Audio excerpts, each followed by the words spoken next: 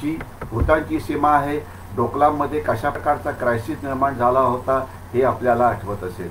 आणि म्यानमार सीमेमधून काय होतं तर तिथून शस्त्रांची तस्करी होते. त्याच्याशिवाय अफगाणच्या चरस आणला जातो. काही म्यानमारचे लोक, खास तर काही जनजाती जी म्यानमारमध्ये अशांतता असल्यामुळे त्यांनी भारतामध्ये, मिझोराममध्ये आणि अरुणाचल प्रदेशमध्ये घुसखोरी केलेली आहे. तर या सगळ्या समस्या अरुणाचल प्रदेशला या समस्यांना तोंड द्यावं लागतं. याच सीमावर्ती भागामध्ये 1985 ते 88 या सालामध्ये मी तैनात होतो. तर त्यामुळे या सगळ्या भागामध्ये मी पेट्रोलिंग केलेलं आहे, गस्त घातलेली आहे. अगदी सीमावर्ती भागामध्ये 6-6, 7-7 दिवस आम्हाला चालावं लागायचं. कारण त्यावेळेला जे रस्ते होते ते भारत चीन सीमेपासून कुठे 100 किलोमीटर मागे, तर कुठे 120 किलोमीटर मागे, तर कुठे 50-60 किलोमीटर मागे एवढे होते. आणि अरुणाचल प्रदेश जो आहे हा भाग अतिशय डोंगराळ आहे आणि 1000 फुटापासून तर 8-9 हजार फुटापर्यंत डोंगरांची उंची आहे, ती तिथे वाढते. या भागामध्ये जिथे 7-8 हजार फुटाहून जास्त सीमा वरती आहे तिथे 6 महिने किंवा 4 महिने बर्फ पडतो. तर त्यामुळे या भागात थंडी अतिशय असते आणि काम करणं हे अतिशय कठीण होतं. मला आठवतं आहे की जुन्या काळामध्ये आम्ही ज्या वेळेला इथे तैनातीला जायचो आणि पुण्यामधून प्रवास करायचो, तर पुण्यामधून पहिले गाडी मुंबईला घेऊन जायची, मुंबईवरनं ट्रेन बदली करायची. 2 दिवसाचा प्रवास करून आम्ही कलकत्त्याला पोचायचो. कलकत्त्याला 1 रात्र थांबावं लागायचं. त्यानंतर न्यू बोंगाईगाव एक्सप्रेसमध्ये बसावं लागायचं.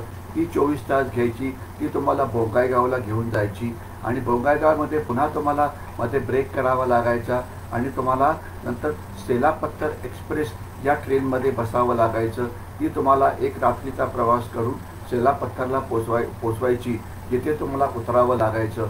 आणि तिथून मग सैन्याची गाडी तुम्हाला मिळायची, ज्यामधून जाण्याकरता तुम्हाला अलॉंग, जिथे आमचं पोस्टिंग होतं, जे तिथलं एक डिस्ट्रिक्ट हेडक्वार्टर आहे, आम्हाला संपूर्ण प्रवासाला 8 ते 9 दिवस लागायचे.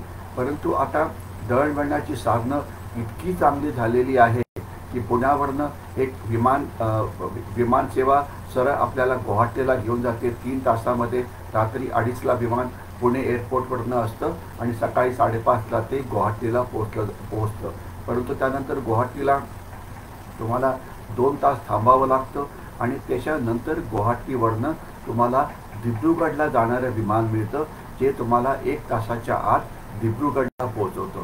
आणि त्याच्यानंतर बाहेर पडल्यानंतर तुम्हाला टॅक्सी घेऊन बाय रोड प्रवास करावा लागतो आणि 4.5 तासाचा प्रवास करून आम्ही जे दिब्रुगडवरून निघालो ते आम्ही पोहोचलो अलॉंगमध्ये, जिथे मला त्या रात्रीचा मुक्काम करायचा होता, जिथे माझं याआधी पोस्टिंग होतं. म्हणजे सांगायचं असं की ज्याला आम्ही 8 ते 9 दिवस प्रवास करायला लावायचो, तर ते पुण्याला रात्री 2:30ला प्रवास केला. घरून मी रात्री 11:30 वाजता निघालो आणि सकाळी 12-12:30पर्यंत आम्ही, म्हणजे 12 तासामध्ये आम्ही अरुणाचल प्रदेशमध्ये पोहोचलो होतो. केवढी मोठी क्रांती आहे याची कल्पना त्याच लोकांना येऊ शकते ज्यांनी जुन्या काळांमध्ये या रस्त्यांवरती प्रवेश केलेला आहे.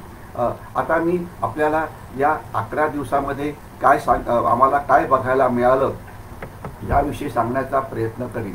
मी पुन्हा एकदा 85 ते 88 साली सुद्धा या भागात तैनात होतो. 1992 ते 95मध्ये सुद्धा इथे तैनात होतो. त्याच्यानंतर अनेक वेळा मी अभ्यासी दौरे या भागामध्ये केले.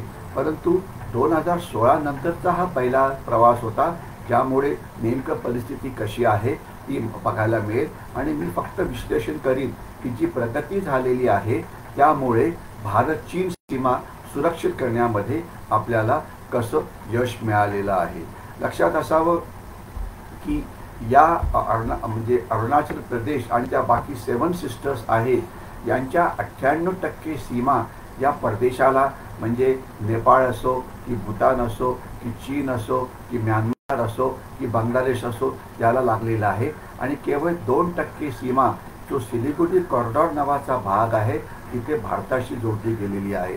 त्यामुळे त्या इथल्या लोकांच्या मनामध्ये कार्य दुरावा नावाचा एक प्रकार सुरू होतो आणि बांगलादेशी घुसखोरी किती जगजाहीर आहे याची आपल्याला कल्पना आहे. आज भारतामध्ये 5 ते 6 कोटी तरी बांगलादेशी घुसलेले असावेत. तर आपण जोपर्यंत अरुणाचल प्रदेशमध्ये बघतो, या राज्यामध्ये 26हून जास्त जमाती आहेत, म्हणजे ट्राईब्स आहेत, आणि त्यांच्या उपजमाती ज्या आहेत त्या जवळजवळ 100 आहेत. जुन्या काळामध्ये एक असा दृष्टिकोन होता की आपण या भागाची प्रगती करू नये, कारण जर प्रगती केली तर चीन अरुणाचल प्रदेशवरती हल्ला करून अरुणाचल प्रदेशला कॅप्चर करेल. मी आपल्याला सांगू इच्छितो की चीनची भारतीय सैन्यासमोर टिकायला लागण्याची काही फारशी परिस्थिती नाही, परंतु आपल्या राज्यकर्त्यांच्या मनामध्ये मात्र अशी भीती होती की या भागाचा विकास करू नये आणि त्याच्यामुळे चीन हल्ला करणार नाही. त्याच्यामुळे रस्तेच बांधले जात नव्हते. आता रस्ते बांधण्याचं धोरण हे बदली करण्यात आलेलं आहे. सगळ्या सीमावर्ती भागात वेगाने नितीन गडकरी आणि बॉर्डर रोड टास्क फोर्स वगैरे रस्ते बांधतायत आणि त्यामुळे अक्षरशः या भागामध्ये दळणवळणाची साधनं सुधारलेली आहेत. जी रेल्वे आहे प्रचंड प्रमाणामध्ये रेल्वे लाईन्स तयार केलेल्या आहे.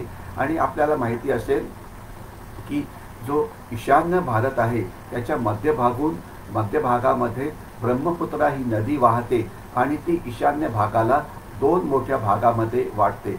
एक तर ब्रह्मपुत्रेच्या उत्तरला असलेला भाग त्याला नॉर्थ ऑफ ब्रह्मपुत्रा असं म्हटलं जातं आणि ब्रह्मपुत्रेच्या दक्षिणेला असलेला भाग ज्याला साऊथ ऑफ ब्रह्मपुत्रा असं म्हटलं जातं. जुन्या काळामध्ये ब्रह्मपुत्रा नदी पार करण्याकरता एकच पूल होता जो गुवाहाटीला होता. म्हणजे जर भारतीय सैन्याने समजा मिझोराम, नागालँड, मणिपूर या भागातून जर अरुणाचल प्रदेशच्या सीमेकडे जायचं असेल तर तुम्हाला 8-9 तासाचा प्रवास करून पहिले गुवाहाटीला यावं लागायचं आणि गुवाहाटीवरनं नदी पार करून मग तुम्ही अरुणाचलमध्ये यायचा आणि तिथून मग वेगवेगळ्या भागांमध्ये जायचा. आता या भागामध्ये बोगीबिल नावाचा एक प्रचंड मोठा 4.5 किलोमीटर लांबीचा एक मोठा पूल बांधला गेलेला आहे. त्याच्यामुळे दळणवळण हे खूपच सोपं झालेलं आहे आणि ही अक्षरशः लष्करी दृष्टीने एक क्रांती आहे. एवढंच नव्हे तर बोगीबिलवरती एक खालती रेल्वे ब्रिजसुद्धा बांधलेला आहे. त्याच्यामुळे रेल्वेचा प्रवाससुद्धा ब्रह्मपुत्रेला आता पार करू शकतो. जुन्या काळामध्ये रेल्वे लाईन ही जोडलेली नव्हती. फक्त एकच रेल्वे लाईन होती जी नॉर्थला एक होती जी मुरकोंगसेलेकला थांबायची आणि साऊथला जी दिब्रुगडला थांबायची.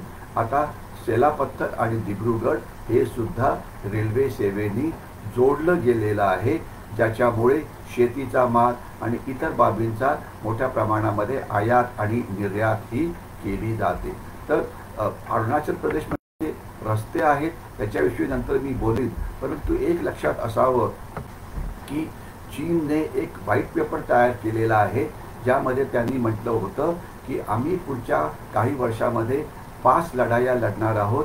त्याच्यामधली एक लढाई आहे साऊथ तिबेटची आणि साऊथ तिबेट म्हणजे अरुणाचल प्रदेश. चीन म्हणतो अरुणाचल प्रदेश हा आमचा आहे. भारताची जी घाबरट वृत्ती होती त्याचा गैरफायदा चीननी घेतला होता आणि चीननी तिबेटमध्ये आणि आपल्या भागामध्ये अतिशय मोठे रस्ते, रेल्वे लाईन, विमानतळ, हेलिपोर्ट बांधले होते. आणि असं त्या पहिलं असं मानलं जायचं की चीनला जर भारतावरती हल्ला करायचा असेल तर रस्ते कमी असल्यामुळे, थंड भाग असल्यामुळे त्यांना 2 ते 3 वर्ष सैन्य पुढे आणण्याकरता सीमेवरती तयारी करावी लागेल. परंतु आता परिस्थिती तशी नाही. सीमेवरती बांधल्या गेलेल्या रस्त्यामुळे केवळ काही महिन्यामध्ये चीन सैन्याची जमवाजमव करून आक्रमण हे करू शकतो. परंतु लक्षात असावं की चीनने जे तिथे रस्ते बांधलेले आहेत किंवा जे रेल्वे लाईन बांधलेले आहे त्याचा 1% वापरसुद्धा तिथली जनता करत नाही, कारण तिथली लोकसंख्या ही अतिशय विरळ आहे. त्याच्यामुळे हे साफ आहे की हे रस्ते केवळ भारतावरती आक्रमण करण्याकरताच आहे, कारण बाकी त्याचा कशाकरताही फारसा उपयोग नाही. तर या रस्त्यांमुळे चीन आज 5 ते 7 लाख जेवढं सैन्य आपल्या सीमेवरती आणू शकतो. तर अर्थातच अशा या एवढ्या मोठ्या सैन्याच्या विरुद्ध लढाई करण्याची भारतीय सैन्याची क्षमता असायला पाहिजे. शौर्य, धैर्य, नेतृत्व यामध्ये भारतीय सैन्याला काहीही कमी नाही. परंतु जे कमी होतं ते म्हणजे रस्ते, रेल्वे लाईन, ज्यामुळे वाहतूक करणं हे सोपं होईल. तर त्याकरता आता जे अनेक नवीन रस्ते बांधले गेलेले आहेत, नद्यांवरती वेगवेगळे पूल निर्माण केलेले आहेत, तर त्याच्यामुळे रेल्वे लाईन ज्या बांधल्या गेल्या आहे त्याच्यामुळे मोठा फायदा हा होतो आहे.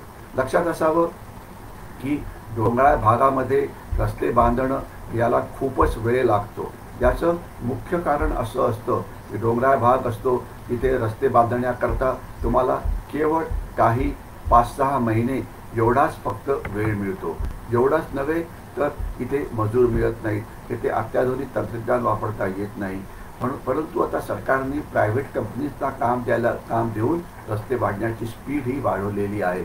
परंतु तिथले काही लोक याला थांबवतात, कारण त्यांची इच्छा असते की रस्ते बांधण्याचे जे कॉन्ट्रॅक्ट्स आहेत ते लोकांना मिळावे, जे म्हणजे असं म्हणायला नको पण ते बऱ्यापैकी आळशी आहेत. त्यांची एफिशियन्सी त्या बाहेरच्या कंपन्या असतात त्याच्या एवढी कधीही नसते. आणि दुसरं असं की अरुणाचल प्रदेशमध्ये लँड रेकॉर्ड्स म्हणजे जमिनी रेकॉर्ड्स किंवा 7/12चा उतारा नावाचा प्रकार फारच कमी आहे. आणि जिथे जिथे रस्ते बांधले जातात त्या भागातले लोक म्हणतात की ही जमीन आमचीच आहे. कोणाकडेही जमिनीचं रेकॉर्डचं काही पत्र नसतं. त्याच्यामुळे सरकारला त्यांना मोठ्या प्रमाणामध्ये मोबदला हा द्यावा लागतो. या भागात दर्दी कोसळतात, पाऊस येतो. म्हणजे मी ज्या वेळेला या भागामध्ये होतो त्याच वेळेला एक मोठी दरड तुटी या भागामध्ये कोसळली आणि काम करणारे 4 मजदूर त्या दरडीखालती दबून तिथे मारले गेले. त्यांना आपण श्रद्धांजली व्हायलाच पाहिजे, कारण अशा या शूर मजुरांमुळे आणि भारतीय सैन्यामुळे ही सीमा आपली जी आहे ती सुरक्षित आहे. तर रस्त्यांचा कसा फायदा होतो याविषयी मी थोडक्यात आपल्याला सांगण्याचा प्रयत्न केला. एवढंच नव्हे तर या सॅटेलाईटच्या मदतीने इथल्या जमिनीचं पंजीकरण करायला पाहिजे, रेकॉर्ड्स नीट करायला पाहिजे. त्याच्यामुळे जमीन नेमकी कोणाची हे आपल्याला कळेल.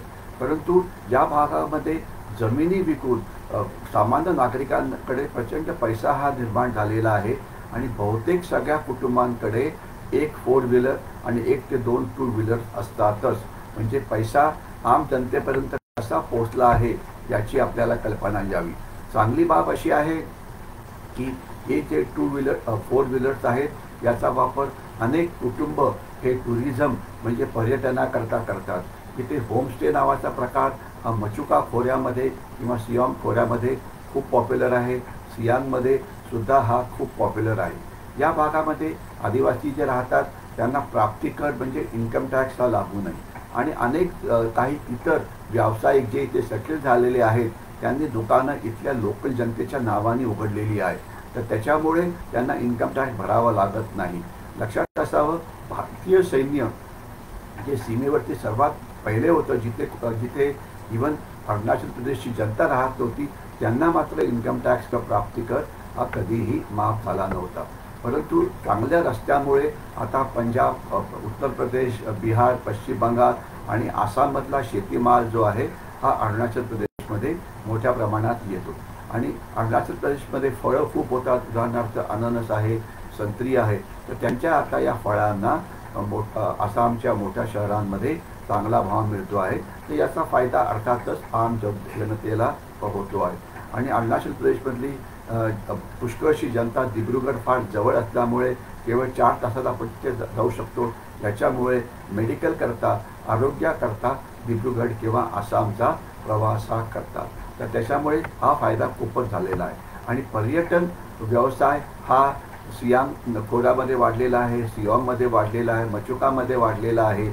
आणि अजून एक चांगली गोष्ट अशी की सरकारने या भागामध्ये सीमावर्ती भागात व्हायब्रंट विलेजेस म्हणजे मॉडेल विलेजेस तयार सरकार करत आहे. कारण या भागामध्ये आपली जनता ही राहतच नव्हती. तर सीमेवरती राहण्याची साधनं नसल्यामुळे, मोबाईल कनेक्शन नसल्यामुळे, रस्ते नसल्यामुळे, रोजच्या राहण्याकरता मिळणारं सामान मिळत नसल्यामुळे जनता ही फारशी राहत नव्हती. ती व्हायब्रंट विलेजेसमुळे आता राहायला लागेल. आणि यामुळे ही जनता या भागामध्ये सैन्याचे डोळे आणि कान म्हणून काम करतील, ज्यामुळे या भागावरती पर्यटन वाढेल, लोकांकरता रोजगार निर्मिती होईल, होमस्टे नावाचा प्रकार वाढेल. यामुळे यांच्या प्राप्तीमध्ये पुष्कळ भर पडेल आणि यामुळे येणाऱ्या काळामध्ये या भागामध्ये आपली लोकसंख्या वाढून भाग जास्त सुरक्षित होईल. कारण प्रत्येक ठिकाणी सैन्य हे ठेवणं शक्य नाही. आता मी एका शेवटच्या भागाकडे येतो की या भागामध्ये विवेकानंद मिशन, रामकृष्ण मिशन यांचं योगदान. देशाची सुरक्षा ही केवळ सीमेची सुरक्षा पुरते मर्यादित नसते, परंतु देशाच्या आतले नागरिक किती देशभक्त आहेत आणि ते देशाकरता काय करू इच्छितात याच्यावरती सुद्धा ही सुरक्षितता अवलंबून असते. आज विवेकानंद मिशन, रामकृष्ण मिशन या भागामध्ये चारित्र्यवान नागरिक तयार करण्याचे काम अनेक वर्षापासून करत आहेत आणि ज्याचा प्रभाव हा आपल्याला दिसत आहे. आपल्याला कल्पना आहे की विवेकानंद मिशन जो प्रकार आहे, एक अतिशय मोठे स्वयंसेवक एकनाथजी रानडे यांनी विवेकानंद मिशनची स्थापना केली आणि आज यांच्या 45 शाळा या अरुणाचल प्रदेशमध्ये आहे आणि त्यांचं काम हे अतिशय सुंदर आहे. देशभक्त देशप्रेमी नागरिक बनवण्यामध्ये त्यांचं योगदान हे खूपच जास्त आहे आणि तशाच प्रकारचं काम रामकृष्ण मिशनसुद्धा करत आहे. आणि आता आपल्याला कल्पना असेल तर भोसला मिलिटरी स्कूलसुद्धा त्या भागामध्ये एक सैनिकी शाळा उघडत आहे. याच्यामुळे देशभक्त नागरिक निर्माण झाल्यामुळे आपली जी सुरक्षा आहे ही अजून जास्त मजबूत होत आहे. याच्या येणाऱ्या पुढच्या भागामध्ये मी रस्ते बांधणी कशी झाली, पूल बांधणी कशी झाली याविषयी बोलण्याचा प्रयत्न करेन. तोपर्यंत थांबतो. जय हिंद.